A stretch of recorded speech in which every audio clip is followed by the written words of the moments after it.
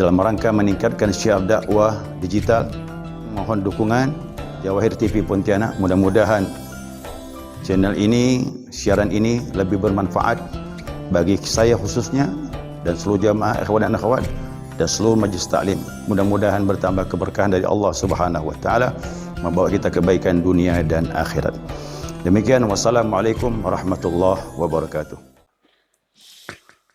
Ya, masih berhubungan dengan sifat Allah yang kelima, yakni qiyamuhu ta'ala binafsihi. Ia berdiri dengan sendirinya. Ya, sebagian sudah kita bahas pertemuan yang lalu. Ya, sebagiannya lagi malam ini kita selesaikan.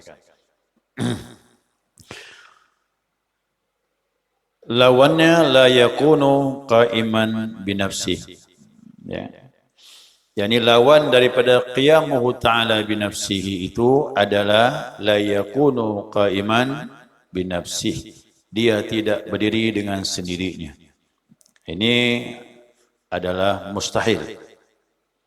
Ya, kalau Allah sudah ditetapkan dia berdiri dengan sendirinya, bahwa Allah tidak berkehendak kepada mahal zat selain dirinya, dan Allah tidak memerlukan kepada mukhassis yang mengadakannya, maka mustahil dia tidak berdiri dengan sendirinya. Contohnya apa? Allah adalah sifat yang berdiri pada zat. Ini mustahil, karena Allah itu terdiri daripada zat dan sifat. Allah itu ada zat, ada sifat, bahkan ada namanya, bahkan ada af'alnya.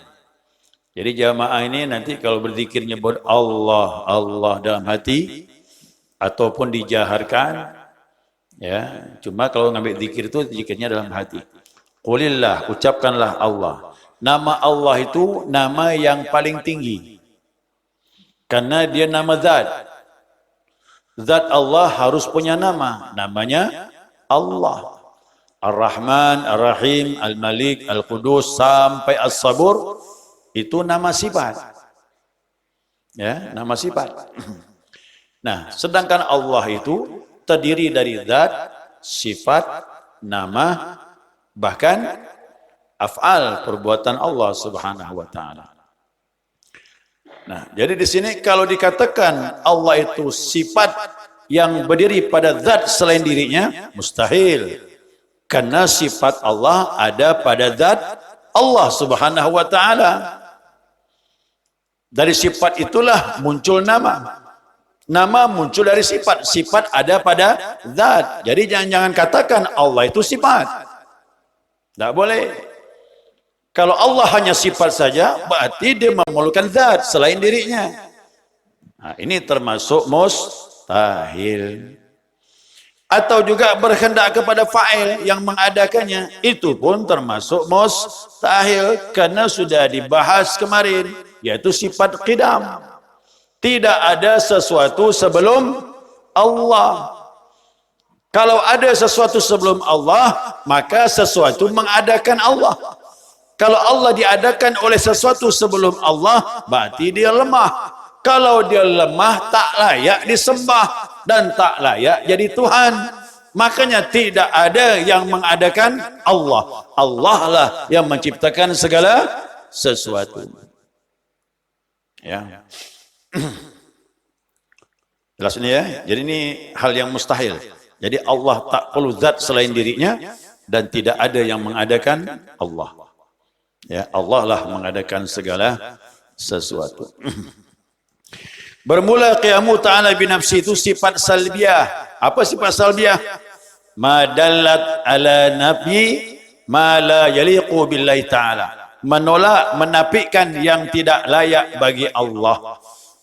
Kalau ada terbetik pada hati dan pikiran, atau ada orang bertanya, mungkinkah Allah memerlukan sesuatu selain dirinya? Ditolak. Itu tidak layak bagi Allah. Ini namanya sifat salbiyah. Mungkinkah ada yang mengadakan Allah? Sifat salbiyah menjawab, itu tidak layak bagi Allah Subhanahu wa taala. Nah, itu nama sifat salbiyah. Ya. Sifat salbiyah ada 5 ya. Qidam, baqa, mukhalafatu lil hawadith, qiyamuhu ta'ala binafsihi, kemudian wahdaniyah terakhir nanti. 5 sifat salbiah. Menolak hal-hal yang tidak layak bagi Allah Subhanahu wa taala. Dan adapun dalil wajib bagi Allah berdiri dengan sendiri, yaitu jika dia memerlukan pada zat, maka ia menjadi sifat. Tadi kalau Allah memerlukan zat, berarti dia sifat. Sedangkan Allah terdiri dari zat, sifat, nama dan af'al, lengkap sudah. Maka dia tak perlu selain dirinya. Yang dimaksud di sini bukanlah bersifat ma'ni atau ma'nawiyah. Nanti kita bahas. Kalau sifat ma'ni, ma'nawiyah, betul, itu sifat Allah. Tapi ingat, sifat itu ada pada zat Allah. Yang mana tadi kita bahas? Qudrat, iradat, ilmu, hayat, sama', basar, kalam. Ini sifat ma'ni. Di mana sifat ma'ni ini? Ada pada zat. Ini betul. Nanti kita bahas tuh. Ini belum masuk nih. Ya, belum masuk kita bahas itu. Ini baru sifat salbiyah. Jadi kalau ma'ni ma'nawiyah, Allah bersifat seperti itu, betul, tidak salah. Ya. Dan jika dia memerlukan kepada mukhassis, kalau Allah memerlukan kepada yang mengadakan dirinya, berarti dia makhluk, diciptakan dari tidak ada menjadi sama dengan kita lah. Kalau ada yang mengadakan Allah, ya. Dan betapa telah terdahulu wajib qidam. Tidak ada sesuatu sebelum Allah. Allah lah yang awal tanpa permulaan. Allah lah yang akhir tanpa berkesudahan. Ya, jadi kita tetapkan bahwa Allah wajib bersifat mukhalafatul lil, bukan, qiyamuhu ta'ala binafsihi. Mohon maaf. Ya, wajib Allah bersifat qiyamuhu ta'ala binafsihi. Dia berdiri sendiri, tak perlu kepada zat selain dirinya, dan tidak ada yang mengadakan Allah Subhanahu wa taala. Timbullah pertanyaan, kalau begitu malaikat gimana ini? Kan malaikat disebut pembantu Allah. Gitu. Ya, kita lihat di sini. Siapa sih malaikat tu? Saya ambil satu ayat ini ya. Ya, Allah Subhanahu wa taala berfirman, surah At-Tahrim. Surah At-Tahrim ayat 2 atau 3 itu ya, bisa lihat nanti. Allah berfirman tentang malaikat, biar paham jamaah ni. Jadi kalau mau meninggal jangan takut dengan malaikat, takut sama Allahnya. Yang mematikan siapa? Bukan malaikat. Ini malaikat ni, definisi malaikat itu siapa? Allah mengatakan alaiha malaikatun. Di sisi Allah ada malaikat ghilazun syidad. Dia mempunyai kekuatan yang amat sangat. La ya'suna Allah ma amarahum. Dia tak pernah bermaksiat dengan Allah, tak pernah menyalahi. Wa yaf'aluna ma yu'marun. Dia melakukan apa yang diperintahkan. Jadi apa yang diperintahkan Allah dia kerjakan. Yang tak diperintahkan, kuncinya siapa nih? Yang megang kunci segala urusan siapa? Jangan takut sama malaikat. Memang dalam hadis disebutkan malaikat itu akan datang. Ya. Dan dia pun datang bergantung karakter orang yang mau meninggal. Kalau yang mau meninggal tadi orangnya ahli ibadah, ahli iman, yakin sama Allah, insya Allah dia datang indah penampilannya. Yang datang menyeramkan tuh kalau datang kepada, tahu berapa jamaah tuh. Betulkan ibadah, mantapkan iman, insya Allah malaikat pun datang dengan indah. Ya. Yang menakut-nakutkan tuh, maaf itu ahli maksiat. Orang yang lalai, orang yang fajir, yang nakal. Jadi jelas, malaikat tak menentukan apa pun. Ya, masalah rezeki bukan malaikat Mikael, bukan. Masalah rezeki Allah. Ya, masalah kematian Allah, menghidupkan Allah. Jadi kau lihat bayi lahir, Al-Muhyi. Ada nama Allah yang maha menghidupkan. Lihat orang meninggal, Al-Mumit, yang mematikan. Jamaah bisa tadabur nanti. Apa yang dilihat, nama-nama Allah bermunculan di muka bumi. Hakikatnya kembali kepada nama Allah Subhanahu wa taala.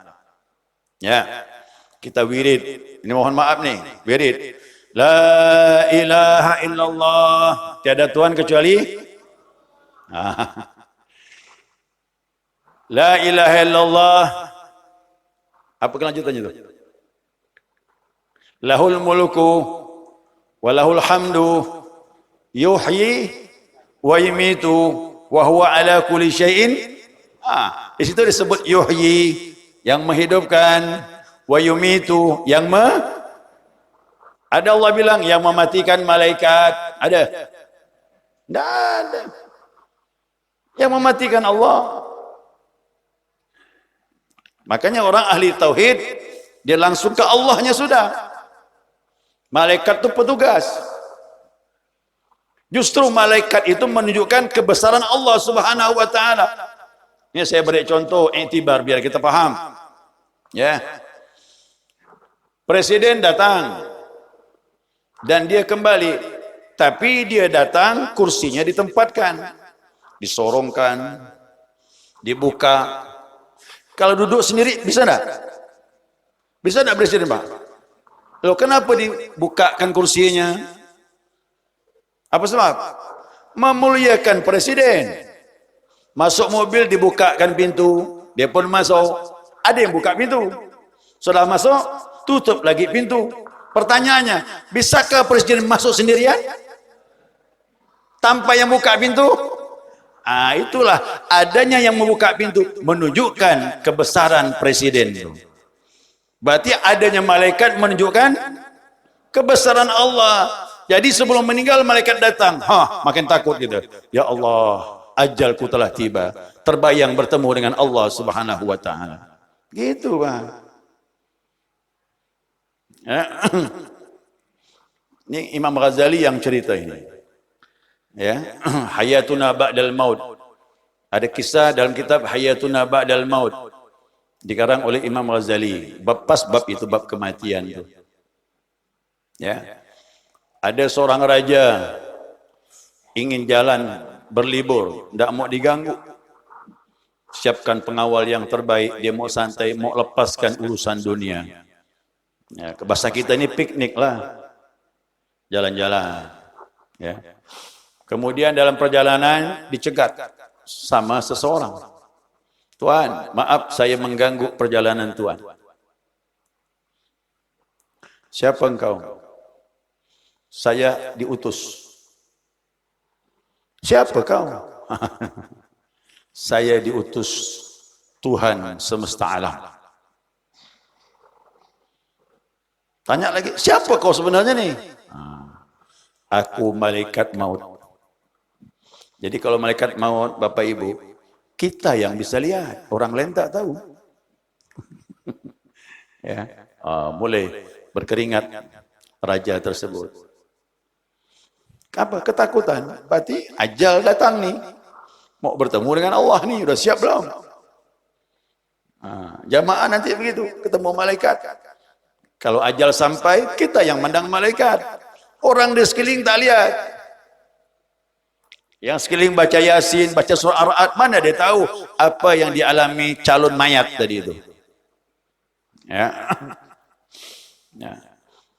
Kata raja, adakah waktu bagiku untuk berpesan dan wasiat? Tidak ada. Bahasa Belanda, nei. Tidak ada. Ini ajal akan tiba sesuai dengan takdirmu. Bersiap-siaplah. Dicabut roh dari atas kuda, dicabut rohnya. Jatuh duk ke bawah. Seperti nangka yang udah masak tuh, Pak. Jatuh sendiri duk gitu. Orang pun bercerita. Kalau sekarang orang bercerita, kenapa dia meninggal? Sakit jantung. Pak. Kan bahasa orang kan begitu. Dia kena jantung, mendadak meninggal. Bukan jantung, malaikat datang mendadak. Nah kalau malaikat datang mendadak, matilah. Meninggallah kita. Ini bahasa-bahasa itu begitulah. Pembicaraan yang kosong. Ya, pembicaraan yang kosong, tak ada manfaat lagi. Orang meninggal cukup bilang inna lillah wa inna ilaihi rajiun. Ya Allah, semoga kau ampunkan dosanya, kau maafkan kesalahannya, kau lipat gandakan amal kebajikannya. Semoga yang ditinggalkan dia beri kesabaran. Itu ada manfaat. Tapi orang ngomong apa meninggal? Sakit jantung. Jadi seolah-olah bukan Allah yang mematikan. Apa kata Nabi? Kalau kau bicara, kalau begini pasti begitu, kalau begitu pasti begini. Syaitan semakin gemuk, kata Nabi. Ya, semakin gemuk syaitan. Itu omongan yang tidak ada manfaat. Lebih baik tinggalkan. Banyak-banyak zikir, doakan, selesai. Tinggal kita merenung, apa persiapan kita menghadapi kematian. Itu yang paling baik. Udah, dicabut, jatuh, meninggal. Ya pengawal bawa. Diuruslah mayat si raja. Tapi malaikat belum selesai. Berjalan lagi ketemu orang mukmin. Orang mukmin kata Imam Ghazali, berjalan kaki. Assalamualaikum kata malaikat. Waalaikumsalam. Ada apa? Aku ada urusan dengan engkau. Ada yang bisa aku bantu? Nawarkan pula tu. Tidak, aku ni datang bukan sembarang datang. Aku datang dari Tuhan semesta alam. Apa urusannya? Aku ni malaikat maut yang akan mencabut kau punya roh. Orang mukmin tu tertunduk. Keluar air mata dia. Dia angkat kepala. Baiklah, kata dia. Aku siap, kata dia. Bahkan riwayat dalam kitab mengatakan, Alhamdulillah, kata dia. Macam mana tu Pak? Mampu dah tu malaikat datang bilang Alhamdulillah. Dia bilang, adakah wasiatmu? Ini orang mukmin. Orang mukmin diberi wasiat. Beri wasiat kepada keluargamu. Kata si mukmin tadi, tidak. Cukuplah Allah sebagai penjaga keluargaku. Jadi seperti Nabi Ibrahim meletakkan Siti Hajar dengan anak Ismail di lembah Mekah dan ditinggalkan, tawakal kepada Allah.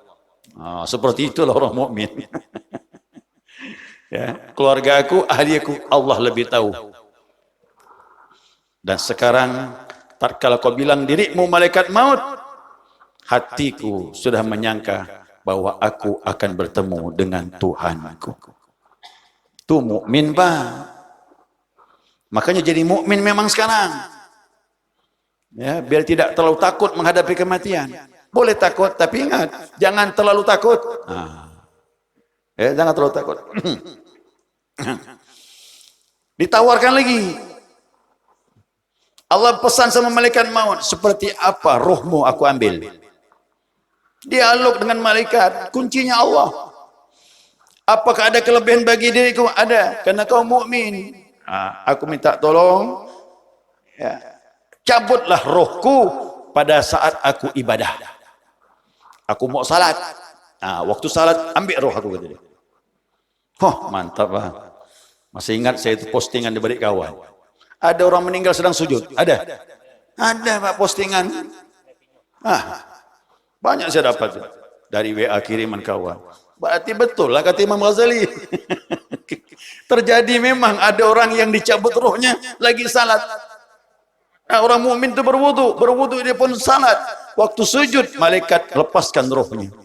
Meninggallah dalam keadaan sujud.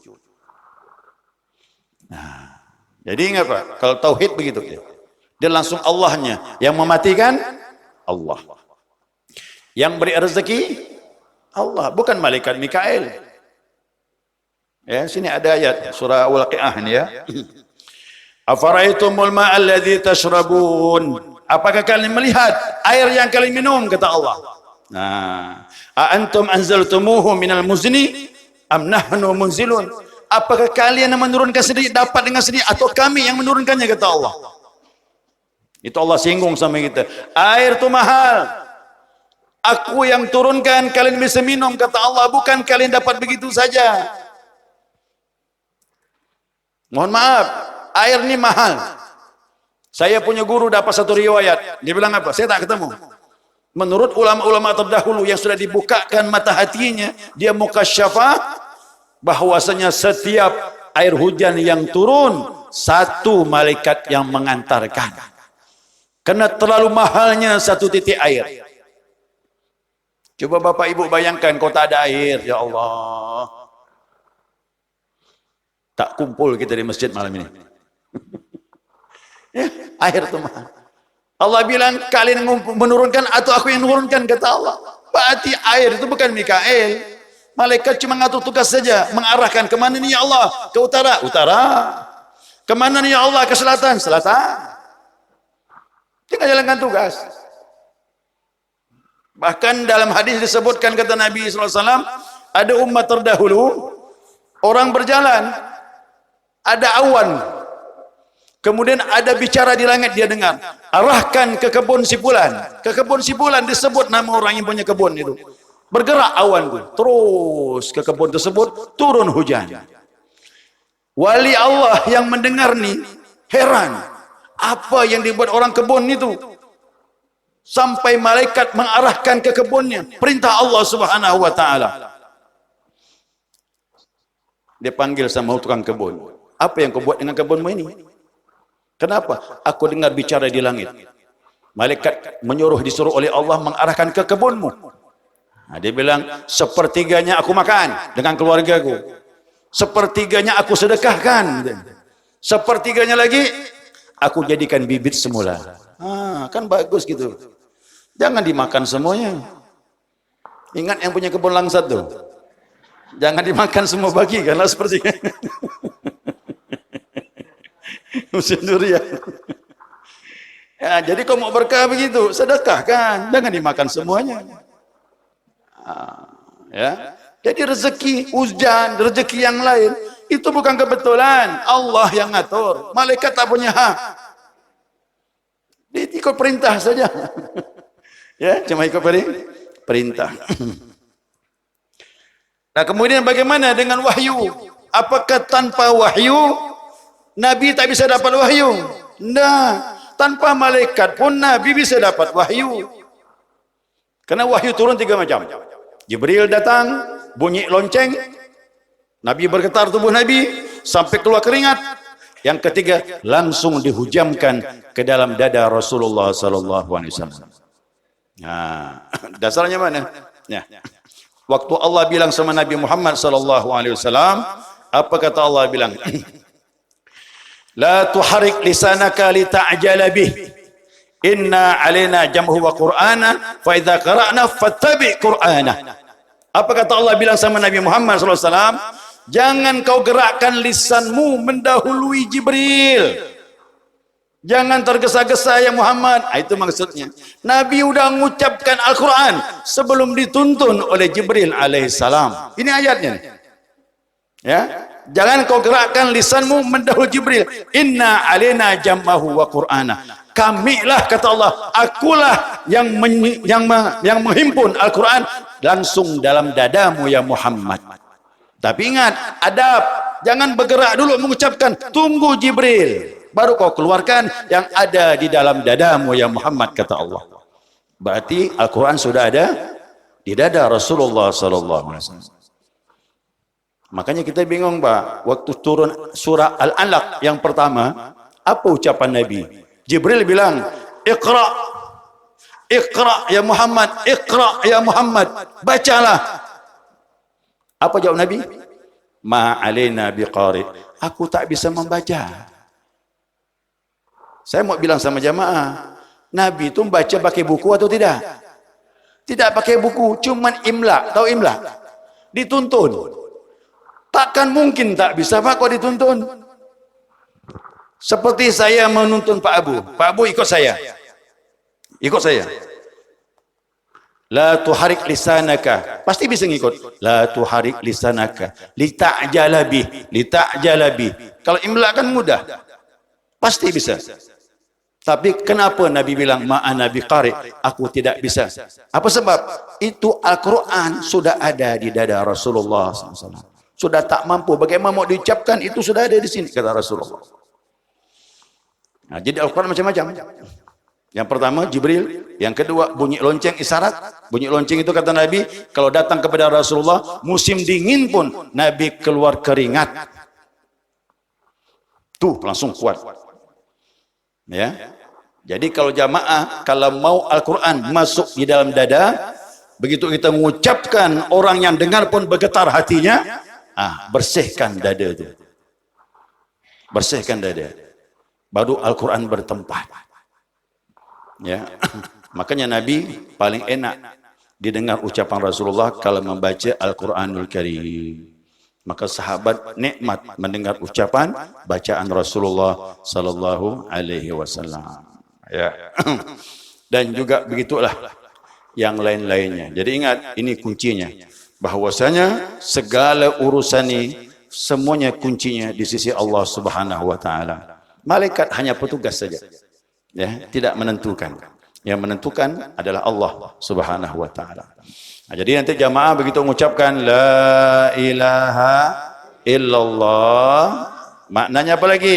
La qaima binafsi illallah. Tidak ada wujud yang berdiri sendiri, yang tak perlu zat selain dirinya, dan tidak ada yang mengadakannya illallah, kecuali hanya Allah.